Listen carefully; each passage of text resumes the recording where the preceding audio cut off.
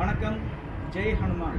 நான் இப்போ எங்கே இருக்கேன்னு பார்த்தீங்கன்னா, மாங்காட்டில் இருக்கிற பஞ்சமுகி ஆஞ்சநேயர் கோயிலில் இருக்கேன். இந்த பஞ்சமுகி ஆஞ்சநேயர் கோயில் வந்து நங்கநல்லூரில் இருக்கிற மாதிரி அதே அளவுக்கு 32 அடி அளவுக்கு ஆஜானுபாகுவாக இருக்கார். ஆனால் அங்கே இருக்கிறது வெறும் ஆஞ்சநேயர், இவர் பஞ்சமுகி ஆஞ்சநேயர். இந்த பஞ்சமுகி ஆஞ்சநேயரோட தரிசனத்தை நீங்களே ஒரு தடவை பாருங்கள்.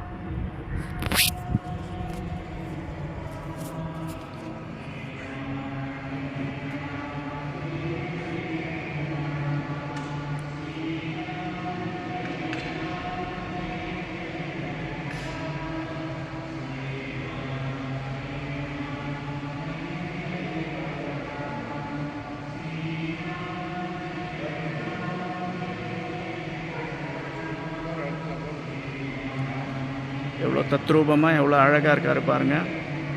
மாங்காட்டில் இருக்கார். நிறைய சௌதஸ்மார்த்தாதிகம் கர்ம நிகிலம் என சூத்ரிதம் தஸ்மை சமஸ்த வேதார்த்த விதே விகனசே நமः. ஸ்ரீராம ராம ராமே தீரமே ராமே மனோரமே சகஸ்ரநாம தத்துல்யம் ராமநாமவரானனே. இந்த கோவிலானது மாங்காடை அடுத்து சிவந்தாங்கலில் அமைந்துள்ளது. இவருடைய திருநாமம் சர்வவியாதிஹர விஸ்வரூப பஞ்சமுக ஆஞ்சநேய சுவாமி என்பது திருநாமம்.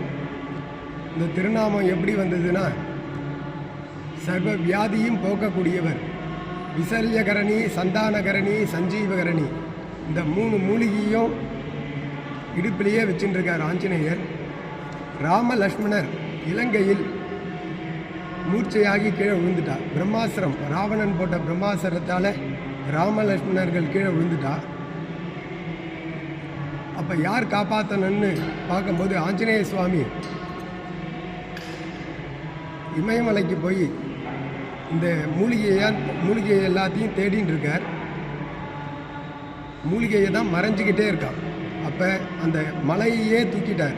அப்போ ஏற்பட்ட விஸ்வரூபந்தான் இப்போ நம்ம இங்கே பார்த்துட்டுருக்கோம். இந்த விசல்யகரணி, சந்தானகரணி, சஞ்சீவகரணி தேடி கண்டுபிடிக்காதனால அந்த மலையே தூக்கிட்டு லக்ஷ்மணரை காப்பாற்றினார்னு ஐதீகம். இப்பேற்பட்ட இங்கே சுவாமி இங்கே சிவந்தாங்கலில் அமைந்துள்ளார். அது மட்டும் இல்லாமல் என்ன சிறப்பு இவருக்குன்னா, கிழக்கு பக்கமாக ஆஞ்சநேய சுவாமி, மேற்கு பக்கமாக கருடாழ்வார், வடக்கு பக்கமாக வராக சுவாமி, தெற்கு பக்கமாக நரசிம்ம சுவாமி, மேலே ஹயக்ரீவர், இப்படி பஞ்சமுக ஆஞ்சநேய சுவாமியாக இங்கே காட்சி தருகிறார்.